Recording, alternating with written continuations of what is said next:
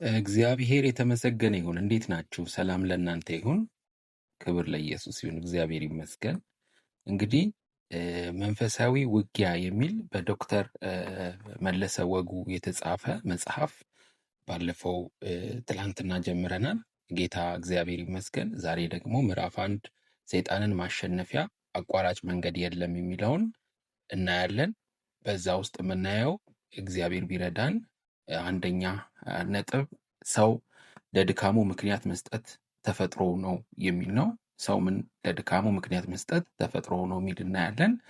ሁለተኛ ደግሞ ጌታ ቢረዳን የተሳሳተ የሰዎች እምነት የሚል እናያለን። የተሳሳተ የሰዎች እምነት የሚል እናይና መጨረሻ ላይ ጊዜ የሚበቃን ከሆነ የተወሰነውን መንፈሳዊ ውጊያችን ብርቱ ነው የሚለውን እናያለን ማለት ነው። መንፈሳዊ ውጊያችን ብርቱ ነው የሚለውን ሶስተኛ ነጥቡን የተወሰነ እናያለን። እነዚህ ሶስት ነጥቦች በምዕራፍ 1 ስር የሚካተቱ ናቸው። ስለዚህ በጌታ በኢየሱስ ስም እንጀምራለን። ምዕራፍ 1ን አመስግነን እንጀምራለን። ጌታ ሆይ በኢየሱስ ስም ተመስገን፣ እናመሰግንሃለን ለዚህ ስላደረስከን፣ እዚህ ስለረዳህን። ይህንን ደግሞ እግዚአብሔር ሆይ በዚህ አይነት መልኩ እንድንማር እድሉን፣ ጊዜውን፣ አቅሙን ሁሉን ነገር ስላመቻቸህልን መንፈስ ቅዱስ ተባረክ። አሁንም አስተምረን፣ በምንማረው ደግሞ መኖር እንድንችል ጸጋህን አብዛለን። ክብር ሁሉ ተጠቅልሎ ለስም ይሁን በኢየሱስ ክርስቶስ ስም። እንግዲህ ሰይጣንን ማሸነፊያ አቋራጭ መንገድ የለም ሲል ረጅም መንገድ ነው ማለታቸው ነው ወይስ ምን ማለታቸው ነው? አቋራጭ መንገድ የለም ሲሉ የሚለውን እንግዲህ በዚህ ምዕራፍ በደንብ እናያለን። እግዚአብሔር ይመስገን።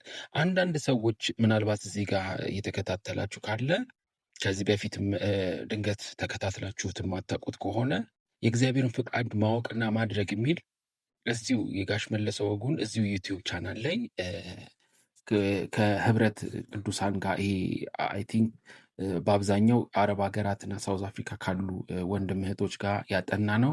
ረጃጅም ቪዲዮዎች ወደ ታች ታገኛላችሁ። ትንሽ ቆይቷል፣ አመታት ቆጥሯል። እሱን አይተን ነበር። የእግዚአብሔርን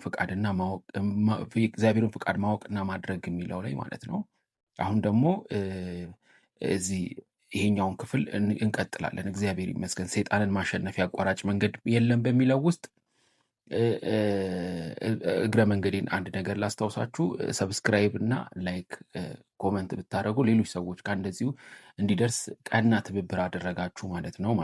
ምክንያቱም የበለጠ አልጎሪዝሙ ከፍ ያደርገውና ሌሎች ሰዎችም ይህን ትምህርት ምክንያቱም በዚህ ዘመን ታውቃላችሁ ይሄ ትምህርት በጣም አስፈላጊ ስለሆነ ጌታ ስላሳሰበን ጌታ ስለረዳኝ ነውና፣ እሺ በኢየሱስ ስም እንጀምራለን።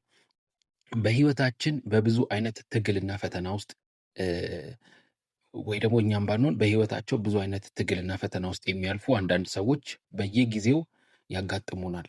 በተለያየ ፈተናና ትግል ውስጥ የሚያልፉ ሰዎች አሉ፣ በዙሪያችንም እኛም ጭምር ማለት ነው። በቅርብ ሊያገኙን የሚችሉት ቀርበው የልባቸውን ያካፍሉናል፣ ሸክማቸውን የከበደባቸውን ነገር ያካፍሉናል። በርቀት ያሉት ደግሞ አንዳንድ ሰዎች ሩቅም ሀገርም ወይ ተሰደውም ሀገር ወይ ደግሞ እዚህም ሀገር ውስጥ ሆኖ ሩቅ ቦታ ያሉት ደግሞ በስልክ ደውለው በደብዳቤም ወይም ለችግራቸው መፍትሄ እንዳለ በማሰብ ለችግራቸውን ወይ ደግሞ ጭንቀታቸውን ሳይደብቁ ዘርዝረው ይጽፉልናል።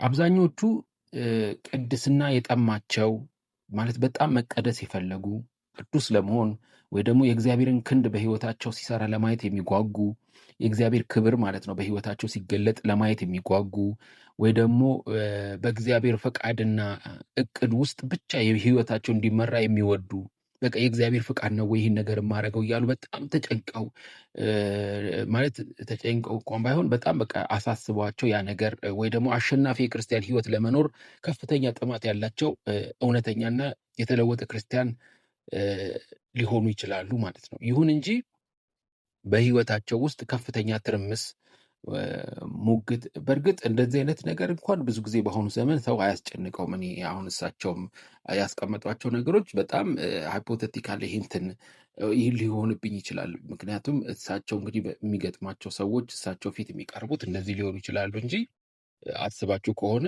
በአሁኑ ሰዓት እኔ እኮ መቀደስ በጣም እፈልጋለሁ ሳይሆን ወይ ደግሞ የእግዚአብሔር ክንድ በእኔ ህይወት መንገድ ላይም ወንጌል እየሰበኩ የሆነ ቦታም እንደዚህ ወንጌል እየሰራው ግን የእግዚአብሔር ኃይል በደንብ እንዲገለጥብኝ ይፈልጋለሁ። ወይ ደግሞ በቃ በክርስትና ህይወቴ በጣም እንደዚህ ምናምን ጥማት በቃ የጸሎት ሳይሆን ምናልባት ገንዘብ ተይዞብኛል አስለቅቅልኝ፣ የገንዘብ ፋይናንሽ የሆነ እንደዚህ ከሀገር ለመውጣት አስቤያለሁ እንደው ፓስፖርት እንትን እንዲል ወይ እንደዚህ ቢዝነሴ እንትን አለብኝ ከገንዘብ ጋር የተገናኘ ይመስለኛል። እሳቸው ግን እንዴት እንደሆነ አላውቅም።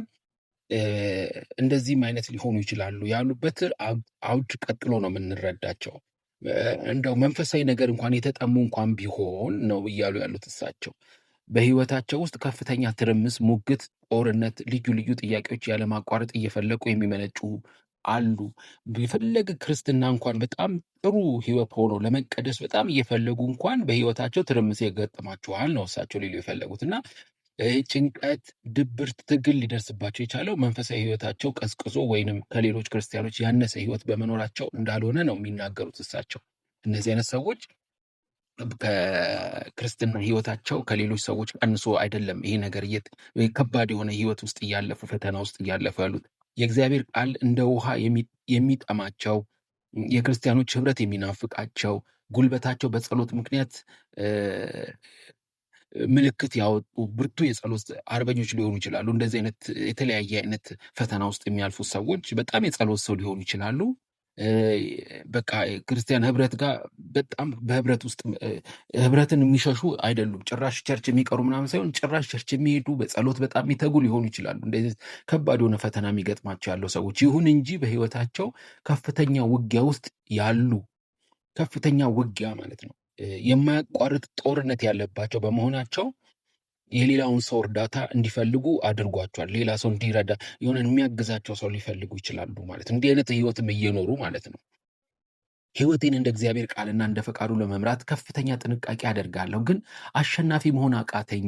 ምክንያቱ ምን ይሆን በሚለውን ነው እንግዲህ እነሱ ከብዙ ጥያቄዎች መካከል አንደኛው የነሱ ጥያቄ መንፈሳዊ ህይወታቸው በጣም ትግል በጣም የመጸለይ ህብረት የማድረግ ጥማታቸው ከፍተኛ ሆኖ እንኳን ህይወቴ እንደ እግዚአብሔር ቃልና ፈቃድ ለመምራት ከፍተኛ ጥረት አደርጋለሁኝ ግን አሸናፊ መሆን አቃተኝ ሊሉ ይችላሉ ማለት ነው። በጣም እየታገሉ ማለት ነው። እንግዲህ አንዳንዶቹ ለዚህ ጥያቄያቸው ከተለያዩ መንፈሳዊ መሪዎችና አስተማሪዎች የሚበቃውን ያህል መልስ አግኝተው አድርጉ የተባሉትን ሁሉ አድርገዋል። በቃ ይሄን እኮ ብታደርጊ አንቺ ኦኬ፣ አሁን ደግሞ ትንሽ ጾም ጸሎት ጨምሪበት፣ ደግሞ አሁን ደግሞ እንዲህ አድርጉ የተባሉትን ሁሉ አድርገው ሊሆን ይችላል። እንደዛም ሆኖ ነው እንደዚህ አይነት ፈተና ውስጥ እያለፉ ያሉት። ይሁን እንጂ ራሳቸውን አሸናፊዎች ሆነው ባለማግኘታቸው ምናልባት ሌላ ተጨማሪ መመሪያ ሌላ ተጨማሪ ትምህርት እናገኝ ይሆን ብለው ነው እንግዲህ እኛ ጋር የሚደውሉት ወይ ደግሞ እንደዚህ መፍትሄ የሚፈልጉት ጥያቄዎቻቸውን ወደ እኛ የሚልኩት ማለት። ይሁን እንጂ ይህ መጽሐፍ የተዘጋጀው አንዳንዶች ለሚያቀርቡት ጥያቄ የሞላ ጎደል መልስ ይሰጣል ብለን በማሰብ ነው። የተወሰነ መልስ እኔም ራሱ በእውነት ነው የምነግራችሁ እያነበብኩት በጣም እግዚአብሔር እያጽናናኝ እያበረታኝ ነው እና ችግራቸውን ወዲያው ሊፈታላቸው የሚችል ቀላልና አቋራጭ መልስ ወይንም ሀሳብ መስጠት ብንችል ምን ያህል ደስ ባልን ነበር ይላሉ። እንግዲህ እሳቸው ይሄ ቀላልና አቋራጭ መልስ መንገድ ለማቅረብ ይከብደናል፣ ግን አትሊስት ለጥያቄ ከሞላ ጎደልም በይሆን መልስ ይሰጣል ብለናት። እንግዲህ ይሄ በጣም ትህትናቸው ነው። የሳቸው ጸሐፊው ናቸው፣ እግዚአብሔር ይባርካቸው። በጣም የወንጌል ሰው ናቸው። በጣም ትህትናቸውን ነው የሚያሳዩት። ብዙ ጊዜ አይታችሁ ከሆነ ክርስቲያን እኮ አንዳንድ በዚህ ዘመን አንዳንድ ሰዎች እኔ ጋር በቃ መፍትሄው እግዚአብሔር ይሰጥሻል፣ በቃ እርግጠኛ ነኝ መልሱን ታገኛለህ ብለው እምነት ሊሆን ይችላል። ጥሩ ነው እንደዛም ቢሆን። በእርግጥ እሳቸው ግን እዚህ ጋር በትህትና እያቀረቡ ያሉት የተወሰነም ቢሆን ለመስጠት ነው። እንግዲህ ሀሳብ መስጠት ብንችል ብለን ነው የምንሞክረው ብሎ ነው የጻፍኩት ነው የሚሉትና አጭርና ቀላል መልስ በእርግጥ የለም እያሉ ነው። ምናልባት አንዳንዶች የጠበቁትን ያህል አይነት መልስ ከሆነ መልሳችን የበለጠ ቅር ያሰኛቸው እንዳይቀር እገምታለሁ። ምክንያቱም የጠበቁት አንዳንድ ሰዎች በቃ አቋራጭና መልስ ከሆነ በጣም ይቅርታ ብለው በትህትና እያሳወቁን ነው ማለት ነው። እግዚአብሔር ይባርካቸው። እድሜ ጸጋ እግዚአብሔር ያብዛላቸው። ጌታ ባርኮ ለበረከት ያርጋቸው። ዶክተር መለሰ ወጉን ማለት ነው። እንግዲህ በዚህ ምዕራፍ ውስጥ የምናየው ከሶስት ነጥቦች አንደኛው ይሄ ነው። አንደኛው ምንድን ነው የሚለው ሰው ለድካሙ ምክንያት መስጠት ተፈጥሮ ነው። ሰው የሆነ ነገር ድካም ሲገጥመው ምክንያት የመስጠት ተፈጥሮ አለው ማለት ነው። በህይወታቸው መልካም ያልሆነ ነገር ባጋጠማቸው ቁጥር የችግሩ ምክንያት አጋንንት ነው ብለው የሚያስቡ አንዳንድ ሰዎች አሉ። የሆነ ነገር መልካም ካልሆነ የሆነ ነገር እንቅፋት ከገጠማቸው በኢየሱስ ምን አይነት አጋንንት አሰራር ብለው ቶሎ ወደ አጋንንት ብሌም ሽፍት ያደርጋል። ለድካማቸው ምክንያት ይሰጣሉ። መኪናቸው መንገድ ላይ ተበላሽቶ ቢቆም ለምሳሌ ማለት ነው፣ ወይንም የመኪና ጎማ ቢተነፍስባቸው በጣም አስቸኳይ ጉዳይ ላይ እየሄዱ ከመኪናቸው ውስጥ አጋንንት ለማስወጣት ይሞክራሉ። በኢየሱስም ከዙሪያ ሂድ አጋንንት መንፈስ ሂድልኝ ምናምን ይላሉ። ማለት መኪና ጎማ እንኳን ተንፍሶ እንግዲህ አስቸኳይ ጉዳይ እየሄዱ ማለት ነው። በአንዳንድ ሀሳብ ባለመስማማታቸው ምክንያት በመካከላቸው ግጭት ሲፈጠር፣ ለምሳሌ በሁለት ሰዎች መካከል እነሱና የሆነ ሰው ግጭት ቢፈጠር ያልተግባቡበት ነገር ቁጭ ብለው በመወያየት ለመፍታት በመሞከር ፋንታ ማለት ነው እርስ በርሳቸው በመካሰስ መንፈስ እንደዚህ ይላሉ። በኢየሱስ የትዕቢት መንፈስ፣ የቁጣ መንፈስ፣ ራስን የማጽደቅ መንፈስ በማለት እየተጨቃጨቁ አንዱ ሌላውን አጋንንት ለማስወጣት ወይ ለመገሰጽ ወይ ደግሞ ለማሰር የሚሞክሩ ያጋጥማሉ ማለት ነው። በንግግር መካከል እንኳን ቅሬታ ሲፈጠር ምን አይነት የአጋንንት ምን አይነት መንፈስ ነው ያለው ምናምን ብለው ያንን ሰው ከአጋንንት ጋር ያገናኙታል።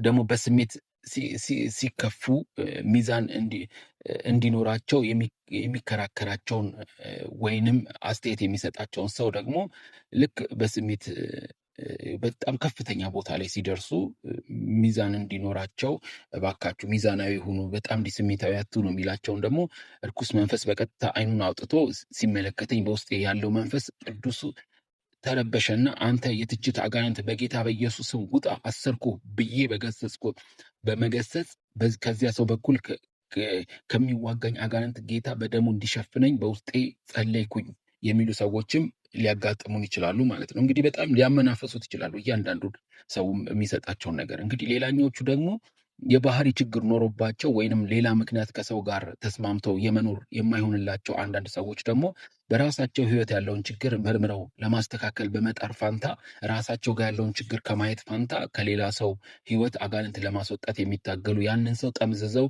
እነሱ በፈለጉት ብቻ መኖር እንዲፈልግ ለማድረግ የሚሞክሩበት በጥላቻና በፍርሃት በመሞላታቸው በተዛባ እምነታቸው ምክንያት ግራ ተጋብተው የክርስቶስን ስም ያለ አግባብ ሲጠቀሙበት ይታያሉ። በዚህ አይነት የክርስቶስ ስም ያለ ቦታው ሲጠራና ሲረክስ ደስ የሚለውን አጋንንት ፍላጎቱን በማሟላት ደስ ያሰኙታል። አጋንንትን ማለት ነው። አጋንንት የጌታ ስም በከንቱ እንዲጠራ ስለሚፈልግ ማለት ነው።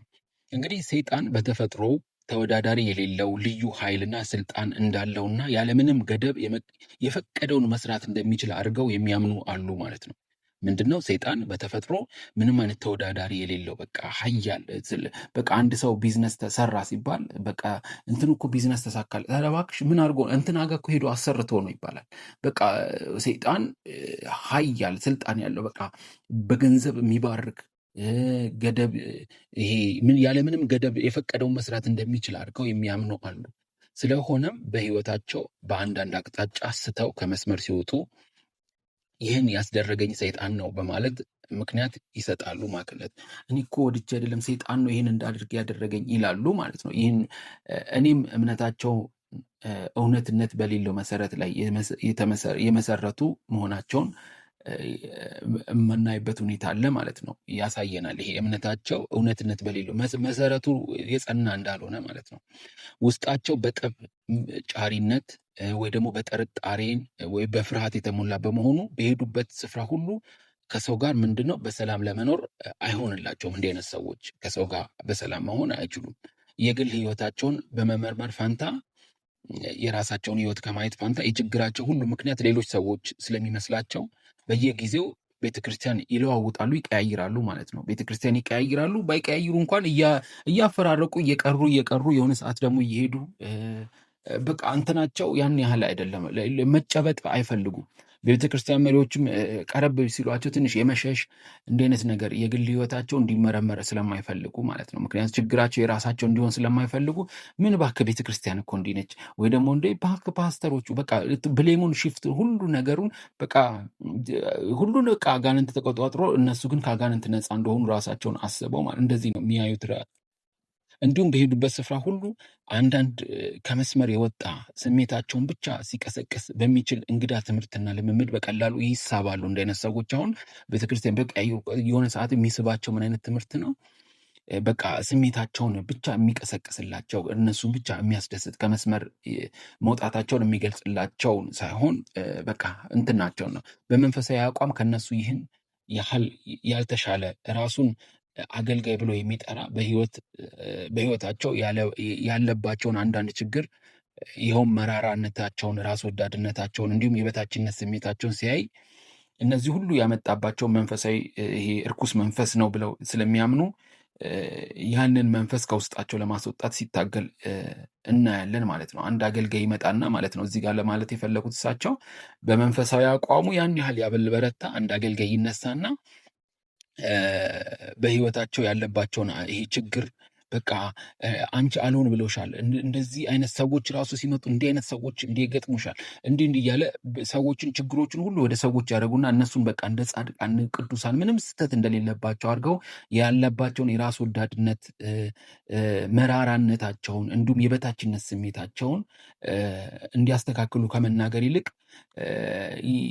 ይሄ አጋንንት ሊያወጣላቸው ወይ ከነሱ ወይ ከሰዎች ሊያወጣላቸው ከዙሪያቸው ካለው በኢየሱስ ስም እያለ የጌታን ስም በከንቱ እየጠራ ሲታገል ይኖራል ማለት ነው። ስለማያውቃቸው ማንነታቸው ቦታ እየቀያየሩ ጸሎት ብቻ ይደረግልኝ ስለሚሉ ማለት ነው ህይወታቸውን እንግዲህ ሁለተኛው ነጥብ ደግሞ የተሳሳተ የሰዎች እምነት ነው። ሰዓታችን ትንሽ ሄድ ብሏል። እንግዲህ የተለያየ ነገር እያደረጋችሁ የምታዳምጡበት በድምፅ ስለሆነ ብታዳምጡ ትንሽዬ ደቂቃ ብጨምር ደስ ይለኛል። እንግዲህ 10 ምናምን ደቂቃ ሆኗል። እቺ ሁለተኛዋን ነጥብ አትሊስት ላንሳ። የተሳሳተ የሰዎች እምነት ደግሞ ሌላኛው ነው። በዓለም ላይ ያለው ችግርና እንቅፋት ሁሉ የመጣው በርኩሳን መናፍስት እንቅስቃሴ ምክንያት ነው ብቻ ብለው የሚያምኑ አሉ ማለት ነው። እነዚህ ደግሞ እንግዲህ በዓለም ላይ ያለው ችግር ወይ ደግሞ ያሉት ነገሮች መከራዎች ሁሉ የመጣው በርኩስ መናፍስት እንቅስቃሴ ምክንያት ብቻ ነው ብለው የሚያምኑ አሉ ማለት ነው። ልዩ ልዩ ችግርና እንቅፋቶች ይኸውም ጤና ማጣት፣ በገንዘብ እጥረት ምክንያት የሚደርሰው የኑሮ ውጥረት፣ ተስማሚ ያልሆነ የሰዎች ጠባይ እርኩሳን መናፍስት የፈጠሯቸው ችግሮች ናቸው ብለው ነው የሚያስቡት ማለት ነው። ይሄ ልዩ ልዩ ችግሮችና እንቅፋቶች ማለት ለምሳሌ ጤና ማጣት ሊሆን ይችላል። ሰው አበላሉን ማስተካከል የሚችለውን ነገር በቃ ጤና እየጠፋ ያለው በቃ አጋንንት ነው። በገንዘብ እጥረት ምክንያት የሚደርሰውን የኑሮ ውጥረት ደግሞ በቃ እሱንም ከአጋንንት ጋር የሚያያይዙ፣ ተስማሚ ያልሆነ የሰዎች ጠባይ ሲያዩም ደግሞ እሱንም ከአጋንንት ጋር ነው ብለው የሚያያይዙ አሉ ማለት ነው። እንግዲህ የሰዎች የግል ችግር ማለትም ቁጡነታቸው፣ በፍትወት መቃጠላቸው፣ ይሄ በዝሙት በምናምን በስሜት ይሄ በጣም በመንደድ ከትዳር ውጭም ወይ ደግሞ ከቅድስና ውጭ የሆነ ማንኛውም አይነት የፍትወት ወይ ደግሞ የግብረ ስጋ ግንኙነት ይሄ ወይ ደግሞ ቁጡ የሆነ ባህሪያቸው ወይ ደግሞ ተስፋ መቁረጥ ይሄ ውስጣቸው ተስፋ የሚቆርጥ በጣም በእግዚአብሔር ያላቸው መተማመን ተስፋ የሚያጡ ሰዎች ወይ ደግሞ በብቸኝነት የሚያሳልፉ ሰዎች እነዚህ ሁሉ በርኩስ መናፍስት አማካኝነት ወደ ሰዎች ህይወት የገቡ በመሆናቸው እነዚህ መናፍስት ተገስጸው ከውስጣቸው መውጣት አለባቸው። እርኩሳን መናፍስቶቹ ከወጡ በኋላ ከላይ የተዘረዘርናቸው ኃጢአቶች ተመልሰው አይታዩም ብለው ያምናሉ ማለት ነው። ስለዚህ አንድ ሰው አጋንንት ስላለበት ነው ቁጡ የሆነው ወይ ደግሞ አጋንንት ስላለበት ነው ዝሙተኛ የሆነው ወይ ደግሞ አጋንንት ስላለበት ነው ተስፋ የቆረጠው ወይ ደግሞ አጋንንት እኮ ስላለበት ነው ብቸኝነት ውስጥ የሚያሳልፈው የሚባል ነገር ይሄም ከአጋንንት ጋር የሚያገናኙ ሰዎች አሉ። እንዲህ አይነት ነገሮችን ብቸኛ የሆነ ሰው እኮ ከአንድ ሰው ጋር ተገናኝቶ አብሮ ጊዜ ማሳለፍ ነው፣ አለቀ። የምን አጋንንት ነው እዚህ ጋር? ምክንያቱም ሶሻል ሚዲያ ስክሮል ቤቱ ላይ ቁጭ ብሎ የኢንተርኔት ቪዲዮ ፊልም የሆነ በቃ ብቻውን የሚያደርገውን ነገር የዘመኑን አካሄድ ጥሶ እኮ አንድ ሰው ጋር ቁጭ ብሎ አብሮ ጊዜ ማሳለፍ ጊዜ ማሳለፍ የግዴታ ከአጋንንት ጋር መገናኘት የለበትም። እና የፍትወት ስሜትም ቁጡነትንም ተስፋ መቁረጥንም ለምሳሌ ቁጡነት የስጋ ስራ ነው። ላይክ እነዚህን ከአጋንንት ጋር የሚያገናኙ ሰዎች አሉ ነው እሳቸው እያሉ ያሉት። እንግዲህ እግዚአብሔር ይባርካቸው። በጣም በጥሩ ሁኔታ ነው እያስቀመጡ ያሉት። እንግዲህ 20 ደቂቃ ሊሞላብን ነው 19። እንግዲህ ሌላኛው ነጥብ ደግሞ መንፈሳዊ ውጊያ ማለት ሁልጊዜ ከሰው ህይወት አጋንንት ማስወጣት ብቻ የሚመስላቸዋል። ልክ መንፈሳዊ ውጊያ ሲባል ከአጋንንት ጋር ልቀቅ እያሉ እየቆሙ እየዛቱ በዝም እየተሽከረከሩ ወይ ደግሞ ከሰው ላይ እጅ እየጫኑ ቢሆን እየተጸለየ ውጊያ የሚመስላቸው እኩል ጊዜ ከአጋንንት ጋር የሚመስላቸው አሉ። ጌታ ኢየሱስ ክርስቶስ በስሜ አጋንንትን ታስወጣላችሁ የሚለው ተስፋ ለአማኞች ሁሉ የተሰጠ መሆኑን ባለመረዳት ማለት ነው።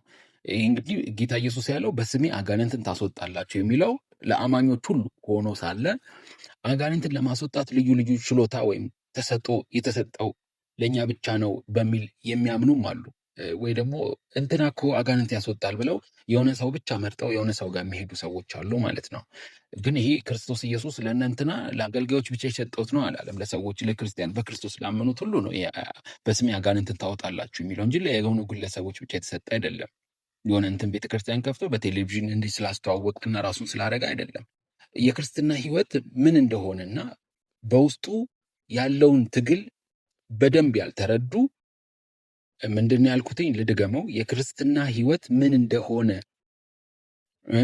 በውስጡ ያለውን ትግል በደንብ ያልተረዱ፣ ክርስትና ህይወቱ ምንድን ነው፣ በውስጡ ያለው ትግል ምን አይነት ትግል ነው ብለው ያልተረዱ ክርስቲያኖች አጋንንት በማስወጣት ተሰጥኦ አላቸው ብለው ወደሚያምኗቸው ሰዎች ዘንድ ይሄዳሉ ማለት ነው። ለምሳሌ የንዴት፣ የፍትወት፣ የቅናት፣ የተስፋ መቁረጥ አጋንንትን ከውስጣቸው እንዲያወጣላቸው ይጠይቃሉ። አጋንንትን በማስወጣት ተሰጥኦ አለው ብለው በሚያምኑት ሰው ከተገሰጸላቸው በኋላ ከዚህ ከተዘረዘሩት ለምሳሌ ከንዴትን፣ ከፍትወት፣ ከዝሙት ማለት ነው፣ ከቅናት፣ ከተስፋ መቁረጥ አጋንንት ከነዚህ ድካሞች ሁሉ ነፃ ወጣለሁ በማለት ምስክርነታቸውን ወይ ደግሞ ነፃ ወጥቻለሁ ብለው ምስክርነት ይሰጣሉ ማለት ነው። ከጥቂት ቀናት በኋላ ግን እነዚህ ድክመቶች እንደገና በህይወታቸው ውስጥ ሲታዩ ይታያል ማለት ነው። እነዚህ ርኩሳን መናፍስት ተመልሰው ወደ ውስጡ ገብተዋል ማለት ነው እያሉ እያዘኑ እንደገና ርኩስ መናፍስትን ገስጸው ለማስወጣት ሲታገሉ ይታያሉ። እንግዲህ ሚሲንግ ዘ ፖይንት ይባላል። ኃጢአት ማለት አማርቲያ ማለት ነው። ስህተት፣ እውቀት ከማጣት የተነሳ ሰው የሚጠፋበት ማለት ነው። ሰይጣንን በሁለተኛ ደረጃ ያለ ወይንም ከእግዚአብሔር ቀጥሎ ያለ አምላክ አድርገው የሚያምኑም ሰዎች አሉ። ልክ እግዚአብሔር አለ፣ ቀጥሎ ደግሞ ሰይጣን ሁለተኛ ኃያል በቃ እና እግዚአብሔር በሰይጣን ላይ ያለውን ኃይልና ስልጣን በመርሳት ባለማወቅ ማለት ነው። እግዚአብሔር በሰይጣን ላይ ያለውን ባለመረዳት ሰይጣንን ከእግዚአብሔር ጋር እኩል ኃይል እንዳለው አድርገው የሚገምቱም ሰዎች አሉ።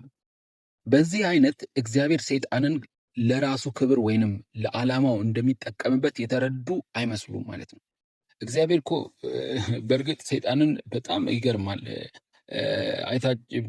ለራሱ ክብር ነው የሚጠቀምበት ሰይጣንን ራሱ ማለት እኔ እንጃ። እኔ በእግዚአብሔር ፊት ሰይጣን ምንም አይደለም፣ በቃ የተሸነፈ ባዶ የሆነ ነገር ነው። እንግዲህ በሰዎች አይምሮ ላይ ራሱን በውሸት ትልቅ አድርጎ ሰይጣን ካልሳለ በስተቀር ክርስቶስ አሸናፊ እንደሆነ መጽሐፍ ቅዱስ ቢያነቡም እንኳን በግል ህይወታቸው ግን ሰይጣንንና እግዚአብሔርን እኩል የሆነ ህይወት እንዳላቸው እኩል የሆነ ኃይል እንዳላቸው ብለው ስለሚያምኑ ነፍሳቸውን በቁጥጥር ስር እንዲያደርግ ለማን እንደሚሰጡ እርግጠኞች አይደሉም።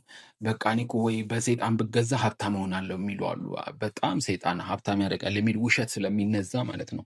በቃ ወይ ሰይጣን እንዲህ ያደርጋል ብለው ስለሚያስቡ እኔ እኮ በቃ አልቻልኩኝም ብለው እግዚአብሔርን እንደ ደካማ ሰይጣንን እንደ ብርቱ የሚያስቡ በተለይ በዚህ ዘመን በጣም ሰይጣን ብርቱ እንደሆነና እግዚአብሔር በቃ እንደደከመ በቃ እግዚአብሔር መስራት እንዳቁም ማለት ወይ ደግሞ ቢሰራም ራሱ አቅም እንደሌለው መንፈሳዊ ነገር በቃ ምንም እኮ እሱ ጥቅም የለውም። መንፈሳዊ ነገር ዩቲዩብ ላይ ብትለቅ ራሱ ይህን ጊዜ ሌላ ፕራንክ ብትለቅ የሆነ ነገር ብትለቅ እኮ በጣም በቃ ስኬትን የሚያዩት በጣም በቁጥር ብዛት ቢሆን እኮ እንደ ኢየሱስ ክርስቶስ ያልተሳካለት የለም። ምክንያቱም 12 ደቀ መዝሙር ነው አፍርቶ የሄደው እና በቃ ኢየሱስ ክርስቶስ አልተሳካለትም ነበር ማለት ነው። በእነሱ አካሄድ፣ በሰይጣን የውሸት የመንዛት አካሄድ ማለት ነው። እና አንዳንድ ሰዎች በተኙበት ወቅት እርኩሳን መናፍስት እነሱ ሳያውቁ ቀስ ብለው ወደ ህይወታቸው ተደብቀው የሚገቡ የሚመስላቸውም አሉ። እነዚህ ደግሞ ሌሎቹ ናቸው። እነዚህ ደግሞ ምንድነው በተኛውበት እኮ በቃ አጋንንት መጥቶ ሲዋጋኝ በቃ እነሱ በቃ ሲተኙ እግዚአብሔር የሚተኛ ይመስላቸዋል እና እግዚአብሔር ጥበቃም አብሮ እንቅልፍ የሚወስደው ይመስላቸውና አጋንንት መጥቶ እነሱ ላይ የሚጫወትባቸው በህልማቸው በምናምናቸው እና በትክክል ካልተጠበቁ ኃይል ያለውን ትክክለኛ ቃል ካልተጠቀሙ ወይ ትክክለኛውን አይነት ጸሎት ሳይጸልዩ ከተኙ ወይ ደግሞ ካልተንቀሳቀሱ አጋንንት ወደ ህይወታቸው ውስጥ የሚገባና እንዲሁም ለደህንነታቸው ወሳኞቹ እርኩሳን መናፍስት የሆኑ ይመስላቸዋል። በእነሱ ህይወት ላይ ስልጣን ያላቸው አጋንንት እንዳለ ምክንያቱም ወይ አልጸለይኩም እኮ እንዲህ ስላላረኩ እኮ ነው የአባታቸው ልጅ የእግዚአብሔር ልጅ እንደሆኑ ስለሚረሱ ይመስለኛል። እኔ ደግሞ በግሌ ማለት ትክክለኛ ቃል ካላወጡ እግዚአብሔር ቃል የሆነ እስቲ ቃል አውጣልኝ ብለው ደግሞ እግዚአብሔር ሰው ካላወጣላቸው የሚያሸንፉ የማይመስላቸው ሰዎች አሉ። እኛ እኮ ከኃይለኛው ከአሸናፊው ከየትኛው ሳይድ እንደሆኑ እንኳን የማያውቁ ሰይጣን በቃ በሱ እግር ኳስ ሜዳ የሚጫወትባቸው የሚመስላቸው አሉ ማለት ነው። እና ሰይጣን በራሱ ማለት ነው በእግዚአብሔር የተፈጠረ መሆኑን ደህንነትም የሚያገኘው ከጌታ ብቻ የሚያገኝ መሆኑን በደንብ የተገነዘቡ አይመስሉም ማለት ነው። በቃ ሰይጣን በራሱ ኃይል ብቻ ያለው ከእግዚአብሔር ቁጥጥር ውጭ የሆነ አድርገው ይስሉታል ማለት ነው። በሌላ በኩል ደግሞ መንፈሳዊ ውጊያ የማያስፈልግ ጊዜ ያለፈበት ተረት ብቻ የሚመስላቸው ሰዎች አሉ። መንፈሳዊ ውጊያ ሲባል ወሬ ብቻ፣ አይ ባከሱ ነገር ቀረኮ ማለት መንፈሳዊ ውጊያ የሆነ ያለፈበት የድሮ የሆነ ጊዜ ይመስላል አድርገው የሚስሉም አሉ እና ሳይንስ የዘመኑ ቴክኖሎጂ ወይም ደግሞ የሰዎች መልካም አስተሳሰብና ጥረት የዓለምን ወይ ደግሞ በጣም መስራትና መጣር እሱም መልካም ነው። ግን ይሄ ቴክኖሎጂው እነዚህ ሳይንሱ ይሄ በጣም የሰዎች መልካም አስተሳሰብና ጥረት የዓለምን ሕዝብ በደስታና በሰላም ሊያኖር የሚችል አድርገው እግዚአብሔር አያስፈልግም አይነት ሰይጣንን ኃይል ያለው በማለት ተዝናንተው ለመኖር የሚያስቡ አሉ። በቃ የእግዚአብሔር ነገር ብዙ የሚያስፈልግበት ጊዜ ላይ አይደለንም። አሁን ዋናው የሚያስፈልገው ቴክኖሎጂ፣ ገንዘብ ነው፣ በቃ መልካም ማሰብ ነው፣ ጥረት ነው ምናምን የሚሉ ሰዎች አሉ ማለት ነው። ስለዚህ እግዚአብሔርን ኃይሉን የናቁ ኃይሉን የታዉ ግን ሰይጣን ኃይል የለውም በማለት ይናገራሉ። ሰይጣን ኃይል የለውም፣ ነገር ግን ኃይል ያለው እግዚአብሔርም ኃይል አለው አይሉም። እግዚአብሔርም ያስፈልጋል አይሉም። ሰይጣንም ኃይል አለው ብለው አያስቡም። ሰይጣንም ኃይል የለውም ይላሉ። እኔ ከሰይጣንም ነፃ ነኝ ምናምን ይላሉ። ግን ደግሞ እግዚአብሔር እንደማያስፈልግ የሚያሳይ ህይወታቸው እንዴት ነው? በጣም ጥገኛ የሆኑት በሳይንስ ላይ፣ በቴክኖሎጂ ላይ፣ የሰዎች አስተሳሰብ መልካም ጥረት ላይ የዓለም ህዝብ በደስታ በሰላም መኖር የሚችለው እነዚህ ቴክኖሎጂ ነገሮችን ሲቆጣጠር፣ የሰዎች መልካም አስተሳሰብ ጥሩ ሲሆን፣ ሰዎች ይሄ ከእግዚአብሔር ኃይል ውጭ ብለው ማሰባቸው ነው በተዘዋዋሪ። ይሁን እንጂ እንደጠበቁት መልካምና ያማረ እንዲሁም በእውነት ላይ የተመሰረተ ህብረተሰብ መፍጠር እንደማይቻል ከብዙዎች የተሰወረ አይደለም። ዓለም የፈለገ ተሰብስባ ብትመክር ለሰላም ዓለም ተሰብስባ የፈለገ እንትን ብትል ያለ ክርስቶስ ሰላም የለም እና በዓለም ላይ ያለው የሰው ህይወት የማያቋርጥ የሞራል ትግል ግጭት ውስጥ ይኸውም በክፉና በደግ ምንድነው እያልኩት በዓለም ላይ ያለው የሰው ህይወት ማለት ነው። ሁልጊዜ ግጭት አለ። በምንና በምን? በክፉና በደግ በእውነትና በሐሰት በውሸት ማለት ነው። ትክክል በሆነውና ባልሆነው በህይወትና በሞት በእግዚአብሔርና በሰይጣን መካከል የሚካሄድ ጦርነት የበዛበት ዓለም ስለሆነ እንደሚገባው መንፈሳዊ ውጊያችን ዋጋ ይገባዋል ማለት ነው። ስለዚህ መንፈሳዊ ውጊያችን በጣም ሊጠነክር ልንበረታ ይገባል። ሶስተኛው መንፈሳዊ ውጊያችን ብርቱ ነው። መንፈሳዊ ውጊያችን እንዲህ ቀላል የምንለው አይደለም፣ ብርቱ ነው ብሎ የሚል ደግሞ ሶስተኛ ነጥብ አለ። ሰዓት ትንሽዬ ደቂቃ እንግዲህ ከሱ ትንሽ አንድ ነጥብ ላንሳ። ምን ማለት ነው? ጓግታችሁ እንድትጠብቁት በጣም ደስ የሚል ክፍል ስለሆነ እያንዳንዱ ክፍል እንግዲህ ውጊያችን መንፈሳዊ ውጊያችን በጣም ኃይለኛ ብርቱ ነው ሲባል ሰይጣን ነፍሳችንን ሊያጠቃ የተነሳ የጋራ ጠላታችን መሆኑን በረቀቀ ዘዴ በአማካኝነት አማኞች መካከል ውሸትን በመንዛት በመከፋፈል እርስ በርስ አለመተማመን እንዲኖር በሚያደርግ አይነተኛ ጠላት መሆኑን ብዙዎች የተገነዘቡ አይመስሉም ነው የሚሉት። አያችሁ፣ ሰይጣን ትልቁ አጀንዳው የጋራ ጠላት የሁላችን የኛ በክርስቶስ የምናምን ሰዎች የጋራ ጠላታችን መሆኑን በረቀቀ ዘዴ በአማኞች መካከል በእኛ መካከል በእኔና በእናንተ በእኛ በክርስቲያኖች መካከል ውሸትን በመንዛት በመከፋፈል ወይ ደግሞ እርስ በርስ አለመተማመንን በመፍጠር ብዙዎችን እንደሚሰራ በዚህ አይነት መልኩ እየሰራ እንደሆነ ይዘነጉታል። በዘመናችን ከምን ጊዜውም የበለጠ ስለ እግዚአብሔር ግድ የሌለው ወይ ደግሞ ግድ የሌላቸው ግለሰቦች ቁጥራቸው እየጨመረ ሲሄድ እናያለን። በቃ ስለ እግዚአብሔር ያን ያህል ብዙም፣ ስለ ህብረት ያን ያህል ብዙም፣ ስለ ጸሎት፣ ስለ በመንፈሳዊ አባቶቻቸው አለማክበር፣ የሆነ ነገሮች አለማድረግ በዘመናችን ይሄ ብዙ እግዚአብሔር ግድ የሌላቸው ሰዎች ቁጥራቸው እየጨመረ ሲሄዱ እናያለን እና ሳይንስ የሰው ልጆች ችግር ሁሉ መፍታት እንደማይችል የተረዱ ወደ ልዩ ልዩ እንግዳ አምልኮ ፊታቸውን ሲመልሱ ይታያል ማለት ነው። ሳይንስ የሰው ልጆች ችግር ሁሉ መፍታት እንደማይችል አልተረዱም ማለት ነው። ሁሉንም ነገር መፍታት አይችልም ሳይንስ። ምናልባት ትራንስፖርትን ሊያፈጥን ይችላል እንጂ የሄድንበትን ቦታ ሰላም ሊያመጣልን አይችልም። ኮከብ ቆጣሪዎች ጋር፣ ሰይጣን አምላኪዎች ጋር፣ የተለያዩ ተከታዮች ጋር በሰለጠነ አገሮች ውስጥ እየጨመረ ሲሄድ እናያለን። በተለይ ሰለጠኑ በሚባሉ ሀገሮች ላይ ይሄ ኒው ኤጅ ሙቭመንት የሚባለውን ነገር እየጨመረ ሲሄድ እናያለን። እነዚህ ሁሉ እግዚአብሔር ስለሚጠላ አማኞች ከነዚህ ጋር የሚኖራቸው መንፈሳዊ ጦርነት ውጊያ ብርቱ እንደሆነ ሊገነዘቡ ይገባል። የምንኖርባት ዓለም በልዩ ልዩ መጥፎ አመልና ልማድ የተያዘች ሰዎች በብዛት የሚገኙበት ዓለም ናት። ብዙ ክፉ አይነት አመል፣ ብዙ ክፉ አይነት ልማድ ያለባት ነች። በመጠጥ፣ በሐሺሽ፣ በሚያስጸይፍ የዝሙት ተግባራት፣ በገንዘብ ፍቅር፣ በምድራዊ ዳንኪራ ጭፈራ የታሰሩ ሰዎች ቁጥራቸው በርከት እያለ እያየን ነው። ሰዎች ደስታ እናገኝበታለን በሚል ነገር ራሳቸውን በገዛ እጃቸው ሲያጠፉ በብዛት እናያለን። እዚህ ጋር በጣም በጥሩ ጥያቄ ያስቀመጡት ነገር፣ ብዙ ሰዎች የሚጠይቁት ነገር አለ። ምንድን ነው የሚሉት? የልዩ ልዩ ልማድና አመል ባህሪዎች ለምን ይሆናሉ? ሰዎች በዛ ነገር ውስጥ ለምን ይያዛሉ? በትልዩ ልዩ ልማድ ሀቢት፣ ልዩ ልዩ ሱስ ውስጥ ማለት ነው። ይሄ ቴክኖሎጂም፣ ፌስቡክም፣ ሶሻል ሚዲያም በሉ ቀላልም ከባድም በሚባሉ ነገሮች ሰዎች ለምን ይያዛሉ የሚሉ ነገር ይጠይቃሉ። እነዚህ መረዳት የሚገባን ነገር ምንድን ነው? ባሪያዎች ባሉበት አካባቢ ሁሉ ገዢ መኖር ነው።